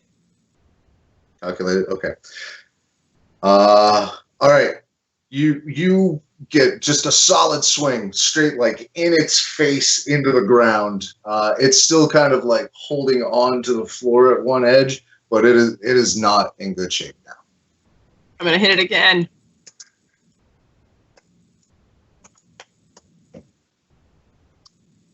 Dirty 20. That will hit. The AC on these guys is 12. 16. Max damage, actually. So you like the hammer impacts on the ground this time. It goes all the way through it and bam, hits the ground, and the shadow is gone. The man's corpse no longer casts a shadow. It evaporates like you saw the other ones do. He kind of puts his hand on both his shoulders and says, "Hey, there's more to do. Everybody here is a member of the Voice. They'll handle it themselves." All right, I'll dust off and head back out. Kind of takes you back out on the street. It was a good showing. You guys are clearly not amateurs. And hey, he looks at Struana. Sometimes you got to roll a hard 6.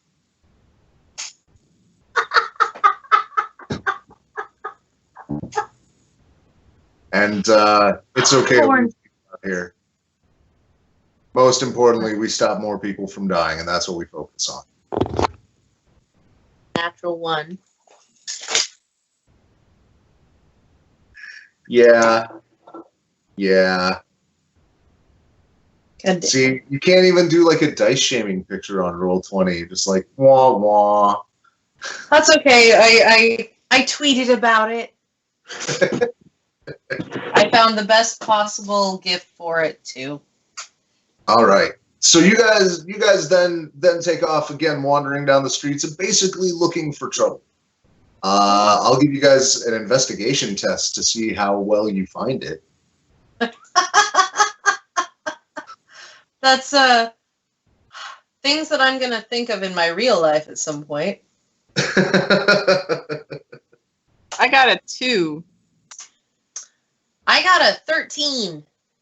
Okay. I'm not just looking for trouble. I'm looking for redemption. All right. Now can I also get survival tests? Yep. 12. 9. Other of us rolled great. All right. Okay. So you come across a plaza that is empty. There's one trash fire still on the corner, and it's flickering in the wind. All the rest of it has gone out, and you can see a few fallen bodies in the center. I mean, we have a professional with us. I'm sort of waiting a little bit. Okay. He kind of like just holds up, makes sure you all see it. Looks, smells. I don't see anything.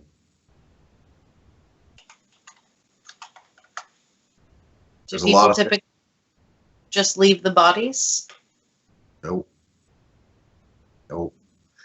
That's what we call a last rebel. Right there. Somebody Last failed. what? The last rebel. Mm.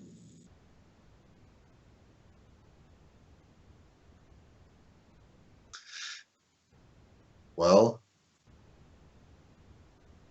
can anyone detect undead? Yeah. I'll do that. You know, Stan, I knew I liked you. It's an action. I activate Divine Sense. So I know the location of any celestial, fiend, or undead within 60 feet, not in total cover until the end of my next turn, and detect the presence of any place or object that has been consecrated or desecrated. No desecrated places. You feel an undead presence, but it's not within 60 feet, so you can't really like latch on to it. It's not here. I do direction? sense it. Well, we can go scout it out. Stay tight. Watch all directions. At the very least, we can check out what killed them. Make sure they're not going to come back. Yep. Let's do that.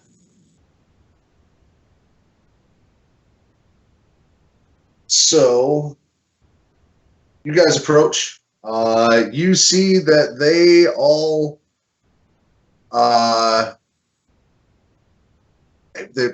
they show touches of like necrotic damage, handprints of it, but most of them are locked in a rictus of fear. There's a group of 5 guys here, mostly half orcs, half elf with them. And I say guys, but mixed gender group. Folks. Yeah, no, I think Struana's like definitely at the like, oh no, I'm terrible, I should be quiet. You know when you like lose confidence in yourself for a minute, you're just like, fuck. Right. And when it mattered too. And Brusque notices, and he doesn't give you shit about it. Like he can see you're a little tender about losing the guy on that one. Like that was a bad beat. I found a gift of Usagi looking embarrassed for this. It was appropriate. So Stan, as you're checking out these bodies, your paladin spidey sense tingles from directly above you. Is there anything above me? There is. Ah! You see above you a translucent elven figure, dressed in robes and chains, white all up and down, luminous and wispy form.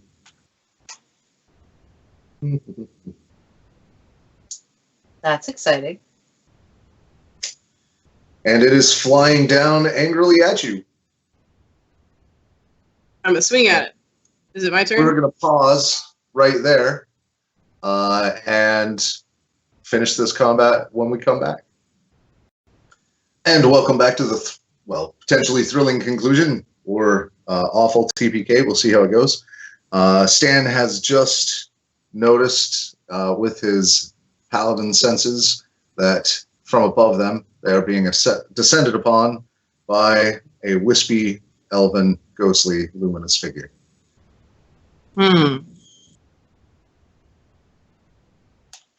Shall we do some initiative? Yep.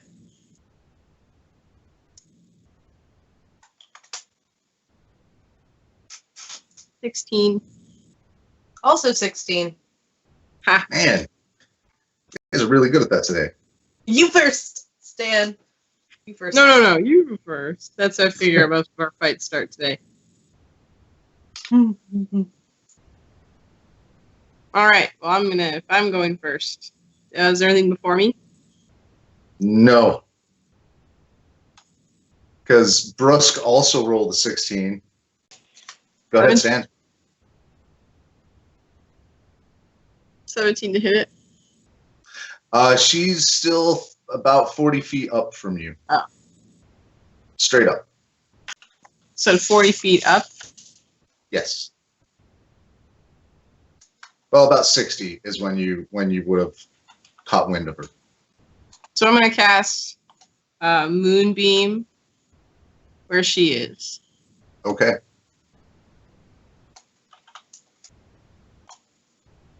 And then I do damage, I guess. Because she's in it. Yes. And what type is that? Radiant. Well, it says when she enters it, and then also the start of her turn takes damage. And then con save gets half damage. She does not get half damage. All right, so you light her up as she's flying through. Okay. Flying down at you, and the tail end of it, because this is a column, right? Like a 60-foot column. Yeah, it's a 40 by 5 rads cylinder. Dim light. So it ends about 5 feet above, 10 feet above you.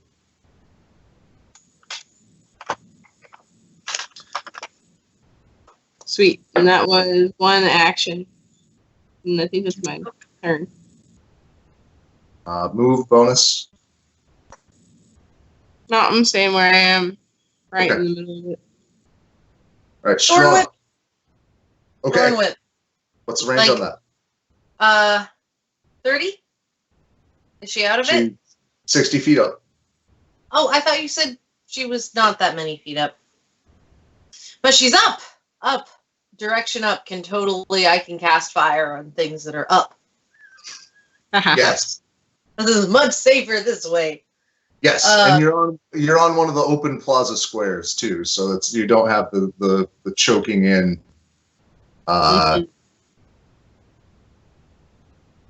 Terrain. Fireball. Fireball's fun. Also, I know that that's a little bit of overkill as a gamer, or I think that's a little overkill as a gamer, but I think Struana's really trying to make up for, like, she's feeling that failure really hard, so fireball. You want to show off for the elven bad boy, or the dwarven bad boy, that's what it is. Well, there's a little bit of show off, but there's also the, like, other people of my race thinking that I'm no good at what I do, when I'm actually pretty good at it. My childhood all over again. Yeah. Okay. So yeah. Fire away. It's a reflex save, right? Yeah, Dex. That's a big fat fail. Okay. So 8d6, which is not bad. That is not bad. That is a respectable amount of damage. So 33. Okay. Massive explosion rocks the air above you. So speared by the moonbeam like an axis, fireball blazes around it. Doesn't seem like it did as much damage as it should have. You caught her definitely like full force, right in the best spot. There was no getting away from it. But the fire didn't seem to ignite anything on her. Definitely scorched her, though. I mean, I can't say I'm surprised because she's only partially corporeal, but it's still a little like, what you can do about it?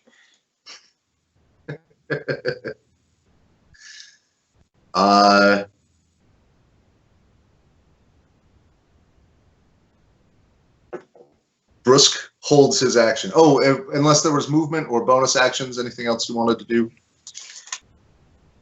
No? Okay. Brusque holds his action and looks like he's waiting for her.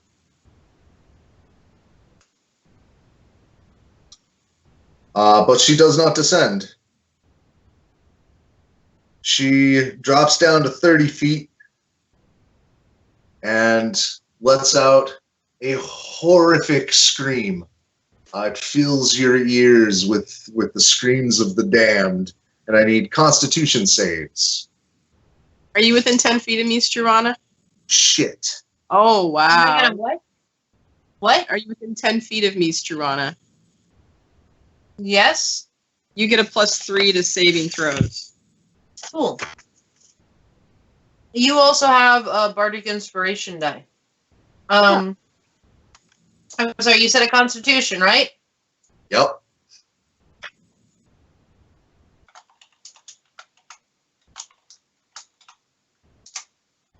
And 19. It's 21. Those are Nice. some good numbers, especially compared to your companion. Oh. Ooh. So you guys both take 9 psychic damage as just the screaming starts to tear into your brain. And meanwhile, from just behind you, you hear a clank and a thud as Brusque just drops like somebody cut his string. Oh, wow. Thud.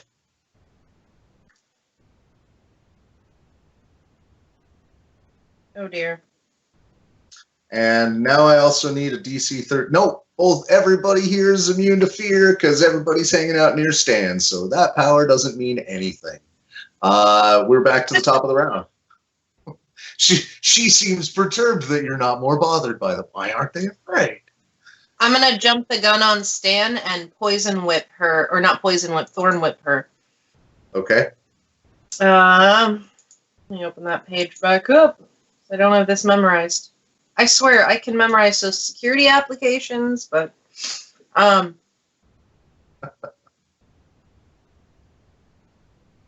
make a melee spell attack basically. But if it works, then it pulls them 10 feet closer. Okay. Which is part of why I'm doing that. So my melee spell is that. So 22. And that is melee spell attack. That is a hit. Okay, so there's additionally some small amount of damage. It's this. And it failed its save. So the damage is only 8, but it pulls her 10 feet closer too. Okay. And what type of damage? Huh? What type of damage? Piercing. Okay. So it is. So like She's starting to look ragged. the fun part is like out of these bagpipes comes a big whip that just like walls back and smacks around her, yanks her down before it dissipates. All right. Beautifully she dramatic. struggles futilely against it as she's dragged down.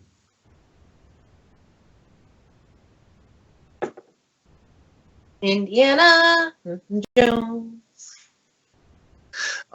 Stan, what do you do? I'm going to spend an action and move that moonbeam right over her face again. Okay. And then So, she takes black- damage. Got 9 damage total, radiant.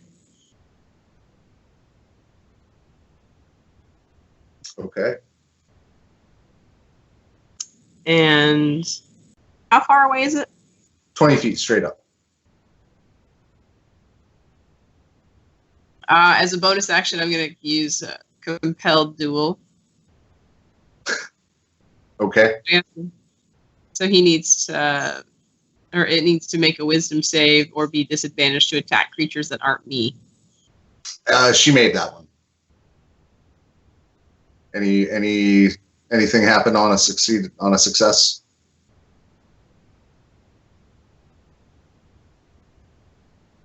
I think it's just when she does it, she makes the save. Okay. There's no like something that happens even if she makes it. So she succeeded. Is not compelled.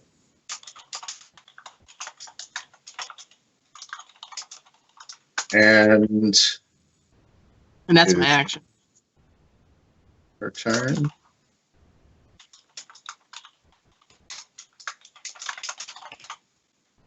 She closes into melee with you, Stan. Oh, hi. And that's going to look like, well, I don't know. Is 22 hit Stan? Oh, just barely.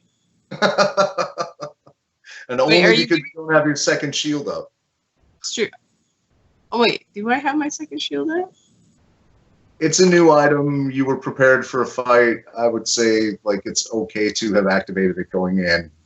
We'll be more sticklers about it later. Well, let's not. I didn't. Okay. It's not on my numbers. Let's just go with what I got. So I have 21 as my AC, which is silly, by the way. And you take 8 necrotic. She comes and looks like she's trying to grab your soul. Like she's going for like chest rakes. You've got a lot of metal between you and anything that threatens you, though. Plus, you're a great big bag of hit points, Stan. And your friend makes a death save, gets his first success. That's good for him. Top of the round. Struana or Stan? Well, I got him a little bit closer, and Stan seems to have it, at least for the second. So let's see if I can do anything to help this guy live again, because that would not be nice, probably. Cure wounds. I go from whoops to mellow. I don't have to roll anything addition to actually make that happen. No, you just roll some hit points back. All right, so yeah. I'm just going to get him started. Derping and trying to find my spellcasting modifier. Which is going to be... Is it just straight... We've covered this before, and I've forgotten. Charisma plus proficiency. Yeah, okay. Or just charisma, if it's not like an attack.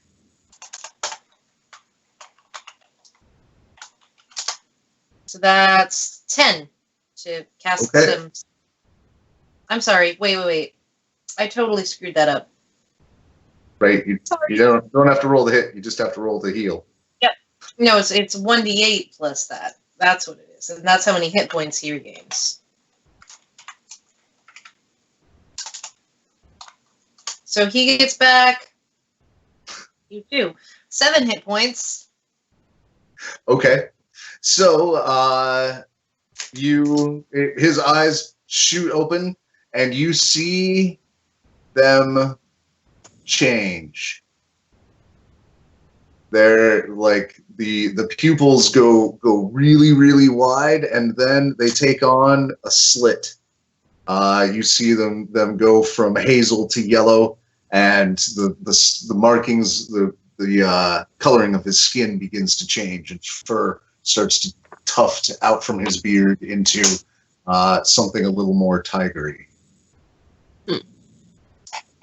Anything I can roll to see if I actually know what the hell's going on, or if I'm just terrified? You could try nature. Jack of all trades, master of one, none, better than master of one. 15. Were-tiger. There are people who, by birth or by curse, are sometimes, some say gifted, some say cursed, with the ability to change into various animals and hybrid forms of various animals. A lot of them go evil or just generally predatory. This one seems mad. Stan, it's your turn. How down does this guy seem now? He's back up and moving. Like, he's not standing yet, but he's no longer making death saves. Oh, or do you mean the Banshee? Yeah. Oh, she's ragged. You guys have been fraying at the all of her existence. She's not like on her last legs or anything, but you can see that there's definitely like patches where she's less real. Seems to have a hard time holding her form. And it does say that she's supposed to take damage when she enters and at the start of a turn. So does that mean? I think that means twice in a turn. Well, when she starts her turn in it, she would take damage, but this turn she's not going to. Unless I move it, which I was planning to do. Yep, lets you do that. I've been just applying whatever you rolled when you moved it again. Okay. That's all right. 7 damage. So Okay. that was just rolling the once. All right. Radiant. So as an action, you move it basically right in front of you. God, she hates that. She really does. Yep. She's mad about it.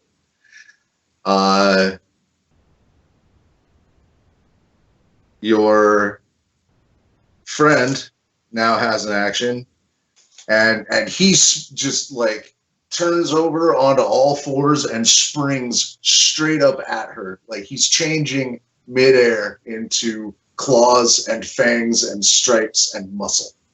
Whoa. And lands on her. Wow. At 20. How far away is she from us now? I think she's like right in front of me. Okay.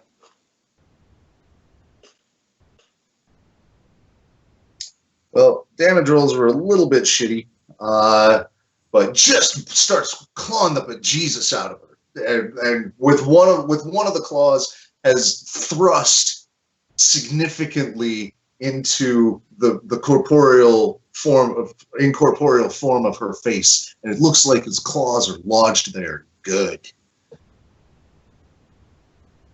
And his other hand is still just swinging away with that mace, and it's flashing anytime it gets near her. Her turn starts, and she dies. The ferocity of his assaults and your moonbeam just withers the last that she could hold together, and she flies apart in one last aggravated scream.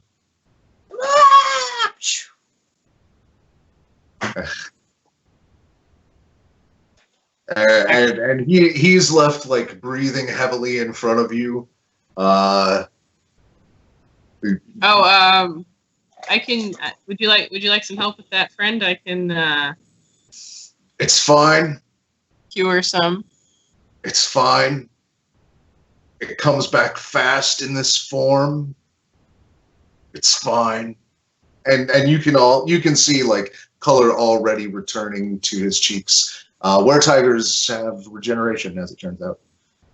Oh. Just gonna have a like just sort of dead eye him and be like, well, that's a thing. Yeah, I usually get to know people better before that, but I also usually don't fall down. Well, survival is important. Well, once it looks like he's kind of back up to snuff, yeah, he has a lot of hit points, but it doesn't matter if you roll a 1 on a con save and drop to 0. Yeah. Yeah. I'm not trying to Struana's not doing it trying to like judge him for being a were-tiger, but mostly for like being a jerk to us and also being a were-tiger. Like, Right, we were talking about your little secret too, don't ya? I don't see when he was a jerk. But once he's back to being healthy, he shrinks back down into his dwarven form, back into the live muscled warrior. That explains that. Yeah, there's a lot of reasons I don't hang out in town. Let's go get a drink. Like We've got more this, killing to like do. the scar thing. That explains Oh. the scar. Yeah, that. Yeah. Came by it honestly. I am so gonna want to talk to you later. Ah, fireballs. Okay, fireballs. We talked all night. Let's go drink.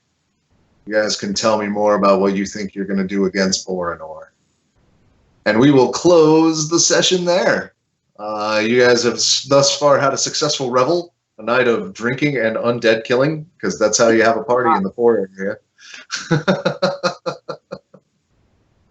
Let's go drink and see if we can die.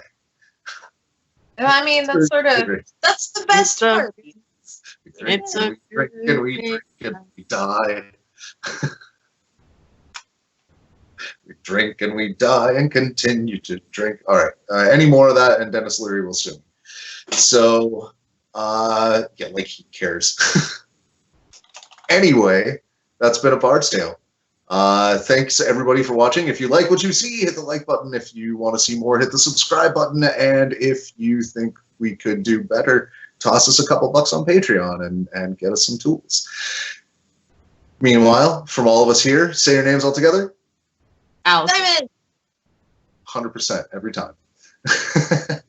And I am Thomas, and thank you all for watching. Have a good game.